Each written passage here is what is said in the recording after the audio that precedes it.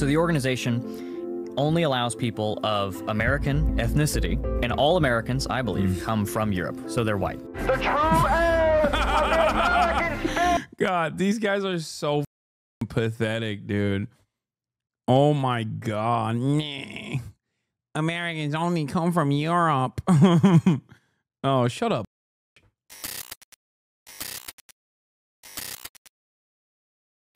Anyway, I'm done with the convo with I gotta talk about this woman that dated only far-right men for a year, because I think it's crazy, and I also think it like dovetails nicely into the Gen Z women are choosing older men over the guys their own age, and it's not because they are New York Post. So let's move on to some more fun a more fun space now. Tony O'Sullivan got in the cage with former UFC star turned podcaster Jake Shields to explore the Manosphere and why exactly it's so popular. They speak liberal, they have liberal friends, and then they go online and they are a white supremacist. This is Vera Papasova.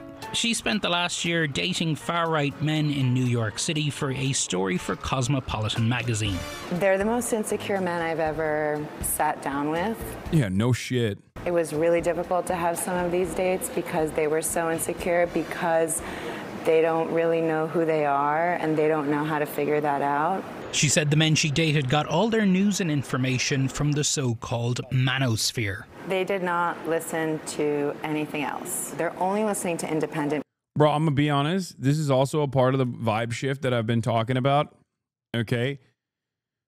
This is also a part of the vibe shift that I've been signaling, that I've been talking about as well. I see a lot of fucking TikTok posts nowadays absolutely fucking ripping apart these ugly ass Manosphere podcasters that get their rocks off being horrible to women in general. They're like, you just gotta be ruthless. You gotta tell a hoe she's a whore. Bleh, like that kind of shit. Scaring the hoes. Media, and they're only listening to men talking to men. The Manosphere is made up of macho podcasters and influencers. There's no such thing as an independent female. Most women have zero concept of like money. Females don't have independent thought. It's a space where UFC fighters are among those who reign supreme. They love the UFC guys. They love the MMA guys because those guys do what they can. They're modern gladiators. They're badass. Badass like Jake Shields, a former UFC star turned podcaster. Sorry. Now I'm starting to feel nervous. Thanks for having us. Yeah, of course. Who I met at an MMA gym in Las Vegas. Like all great MMA pros.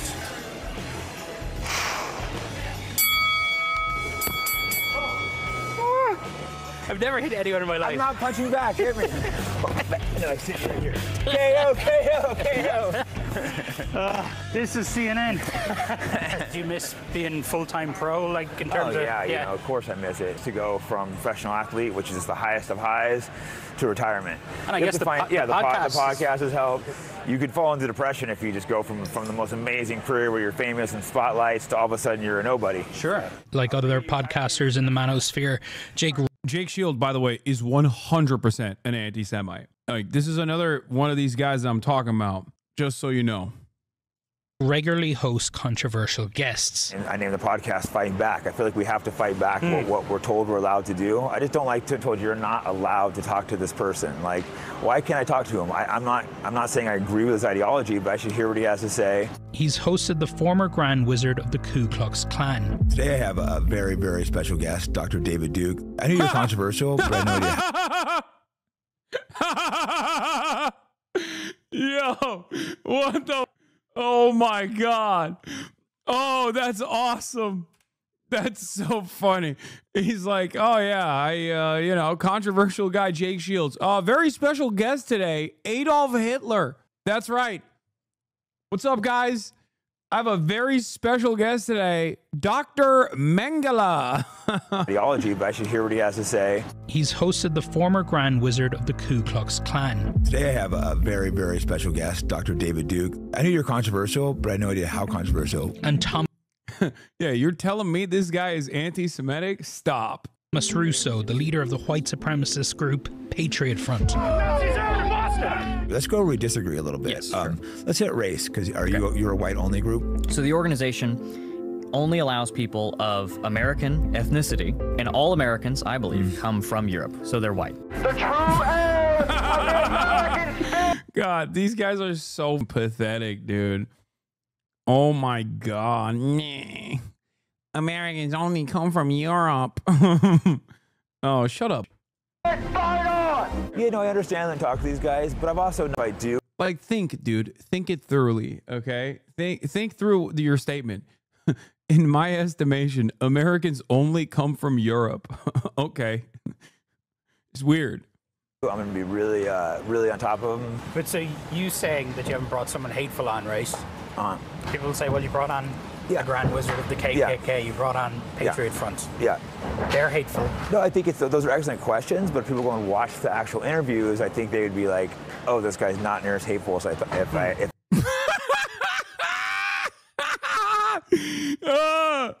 Oh, Jesus Christ.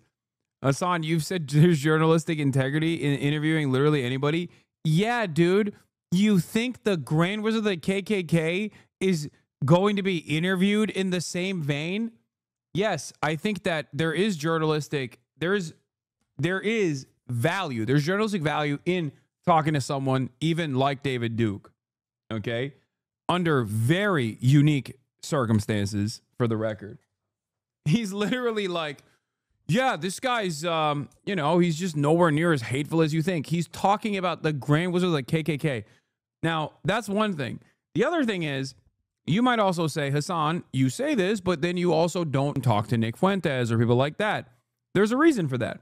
Because I live in the United States of America, where white supremacy is so captivating for, unfortunately, many people, which is precisely the reason why I do not ever want to extend a lending hand, even if I am being critical. Even if I am being critical of them, I feel like having a conversation with someone like that ends up giving them a lot more, even if their arguments get thoroughly dismantled, right? Like this person says, you did debate Nick, though. Exactly. It was, I think, one of the worst moments of my career in general was that he snuck into that conversation. It was me and Anthony on one side, back when he wasn't like a weird right-wing sociopath himself, and before we knew his ways in general. And he snuck into that conversation because it was supposed to be with Blair White, and it was a terrible idea. It's something that I have deep shame for. I think it was horrible. It doesn't matter if you dunk on Nick Fuentes, you're still giving him a platform that he never ever would have gotten. Do you regret the Andrew Tate convo? No, I don't regret the Andrew Tate convo, because Andrew Tate had already reached a level of prominence by the time I talked to him, with very little pushback up until that point. Like, there was no there. Like, do you understand the difference? Like, of a guy who is, first of all, straightforwardly, Andrew Tate has said a lot of anti-Semitic denial shit too. Now, he hadn't back then, but it doesn't even matter. Andrew Tate already had reached maximum level of popularity and had not gotten a single ounce of pushback up until that very moment. It's ironic because I feel like that was the first domino that fell for him anyway, because since then, his, after his skyrocketing to success, he kind of fell apart. Oh my God. Even down to the shoes. That's crazy. Come show your Easter fit to the chat. Murad is wearing an Easter ass fit, dude. Show your shoes too. I don't know how this. Oh, you touched dude. That's crazy. Oh, you touched the door. It's gonna. Never mind. It's fine. It stayed. All right. What are you watching? Don't worry about it. Dude, every time I come by you, you're watching something incredibly political or incredibly like. Yeah, because I'm testosterone riddled. If I expect it. But Vera says hate isn't what the men she dating for.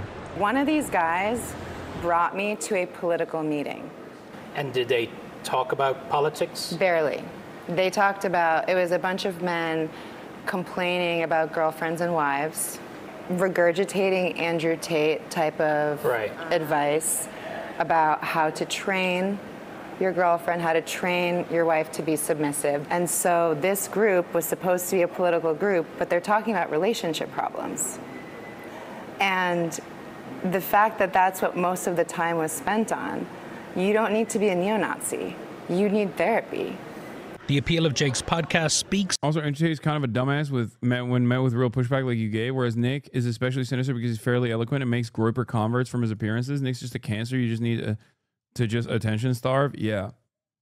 To a need among young men in this country that Vera is evidenced by the fact that regardless of being a fucking horrible monster, a genocide defender, and an overall sex pest, and a huge Zionist, Destiny is a decent debater. And all of his back and forth with Nick Fuentes only benefited Nick Fuentes' career. And he knew that too, by the way. He talked about how he elevated Nick Fuentes' career famously, if you guys recall. Remember when he complained about how Nick was giving him too much pushback, despite the fact that he had actually put him on the map? His own words, by the way. Sex Pestini's own words, not mine. All of this, like all the way from Andrew Tate or any number of different like light right-wing accounts, all the way down to like the worst of the worst, the Jake Shields and the fucking Nick Fuentes of the world. Like they all are on the same pipeline. Why are you so cruel towards broken men? I'm not. A broken man has the opportunity to fix himself and become a better person. I'm cruel to those who make it everybody else's problem. I'm cruel to broken men who, in their broken male status, turn around and attack everybody viciously. Vera says can't be ignored. You have to incentivize someone to want to be better. You can't just say, let's make men better. The thing about these guys is their biggest support system is online, but that also is very isolating, and isolation is what breeds hatred. Groups like Patriot Front offer community, but community based on racism and hate. People have to really think about, do you have the capacity to talk to people that you don't agree with? Because that one nice conversation you might have might change someone's day enough to not have to seek out help in an online support group, which is actually a bunch of white supremacists using political beliefs as an excuse for how they feel. Tony O'Sullivan is here. Asman is pretty isolated. Brother, I've tried to reach out to him many times, as you know. Don't act like, I mean, people yelled at me so much. You'd be like, why are you so charitable to Asman Gold? With us now. I'm so glad you've done this special. There's so much intrigue around this issue of the Manosphere. And in fact, Trump is going to the UFC tonight. How big of a role does the sport play in the Manosphere? Hey, Isabel. Yeah, and look, we should point out at the start here, there's tons of guys who are fans, and some women as well, who are fans of the UFC. I have many friends who are fans of the UFC. It certainly does not mean, you know, that if you are a fan of the UFC, you are falling sort of down this rabbit hole of hate and white supremacy and everything else. But what we are seeing is that there is this sort of, there is this crossover. The UFC is playing a greater and bigger role, really, in American life. Joe Rogan, who's the world's biggest podcaster, is a UFC commentator. Dana White, who is the founder of the UFC, is a prominent Trump supporter and was recently appointed to the board of Meta by Mark Zuckerberg himself, another big MMA and UFC fan. And actually fighting tonight in Miami, Trump is going to the event. We're not sure if he'll be there for the earlier fights, but fighting tonight in Miami at the UFC event is a fighter by the name of Bryce Mitchell, who recently set up a podcast of his own, and on his debut episode a few months ago, he said that Hitler was a quote-unquote good guy or a great guy.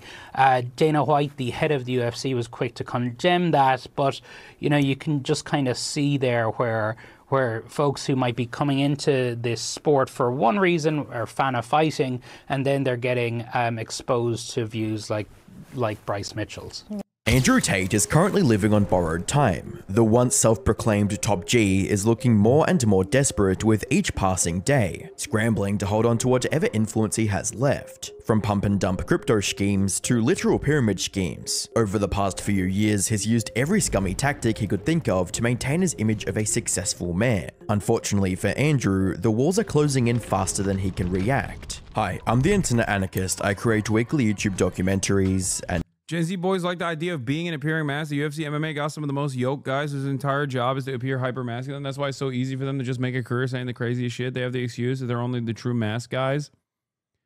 Yeah, I had this conversation with fucking Steiny, ironically enough. I had this conversation with Steiny where, like, I said something that I've been saying quite a bit, but it's like, no matter how much you work out, no matter how much you fight and you know, put your body on the line, put your life on the line, like, only weak men, only insecure and weak men actively put the crosshairs on those who are vulnerable. That's it. That's it. Like, you can be the strongest dude of the UFC, but to me, the moment that I see you talking about people who have been ruthlessly shit on. Wait, you said Asman.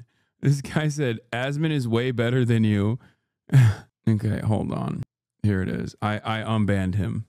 And the response from Sonny Adriano was this tweet. Is dried blood from when my teeth would bleed overnight. I just wipe it on the wall when I woke up so I didn't have to get out of bed. Hasan unbanned a triggered Asman Tate fan. If anything, the more physically strong you are, the more you need to show that you are gentle and be aware of how you are. You have that natural intimidation and physical advantage. True masculinity is being a gentle, giant protector type. Yeah, that's why I think it's so funny whenever motherfuckers will like stress the fact that I dressed up in a maid outfit. Like whenever they're like, dude, I can't believe you did that. It's like, yeah. Did it change my stature? No. You know what I mean? I'm not afraid of doing shit like that because I'm not a baby. A lot of people mistake being alpha with confidence. Okay, what they think is when they say you got to be alpha, what they mean is you have to be confident.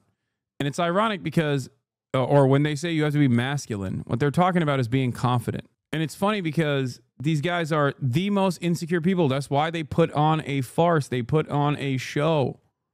That's why they are so desperate as something that they are not. They are lacking. They're lacking in this area. They are sexually insecure. They're insecure of their own sexuality. They're insecure about the way that they are perceived. That's why they try to fucking actively present themselves as like big, burly, macho men. That's why they also have this like crazy reaction when I wear fucking pearls or paint my fingernails. You know what I mean? They're like, oh, dude, you're so gay. My Gen Alpha kids say Sigma all the time. What does that mean? It's more so a meme in Gen Alpha at this point. What the Sigma? That's it. How can I be more confident? I'm extremely insecure and it shows all the time and I'm so tired. Well, first of all, it's because you're insecure that you think it shows that you're insecure to other people. It most likely doesn't. You're talking to someone who was too insecure to wear fucking glasses, both sunglasses and just regular glasses for most of his life. Okay. When I was in high school, I literally couldn't even wear a hat or glasses. I've talked about this before. And the reason why I couldn't wear a hat or glasses was because I thought people would fucking look at me whenever I wore glasses outside, sunglasses. People would look at me and go, look at this fucking loser. Why is he wearing sunglasses? That's how fucking insecure I was. That's how insecure I was. I couldn't even wear sunglasses, dude. I couldn't even wear a hat.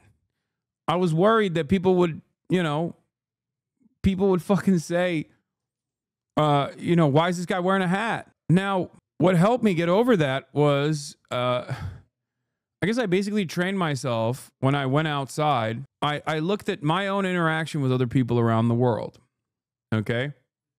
Because you weren't making money and it affected you more. What are you talking about? I'm talking about in high school, man. The fuck? What money making are we talking about? Some of y'all are so lost in the goddamn sauce. I can't even talk about fucking insecurities that I experienced growing up without people being like, nah, it's the money that saved you. No, I was fucking... I was a very confident person when I was dead fucking broke.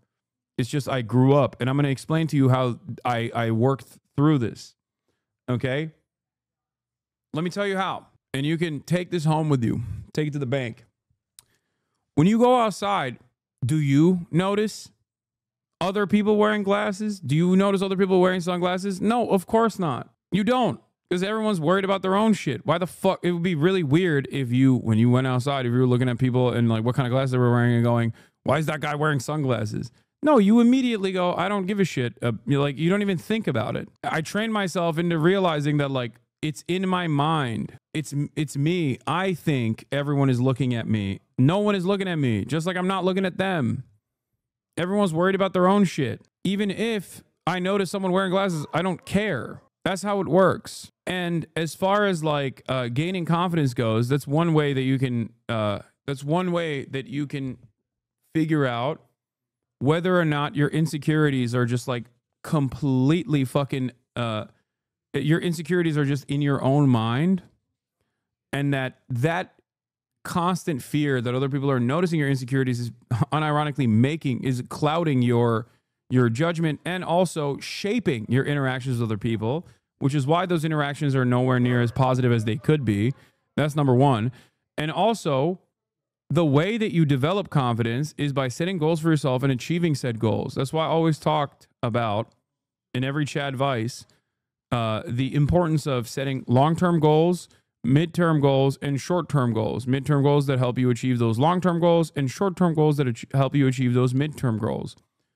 It takes time.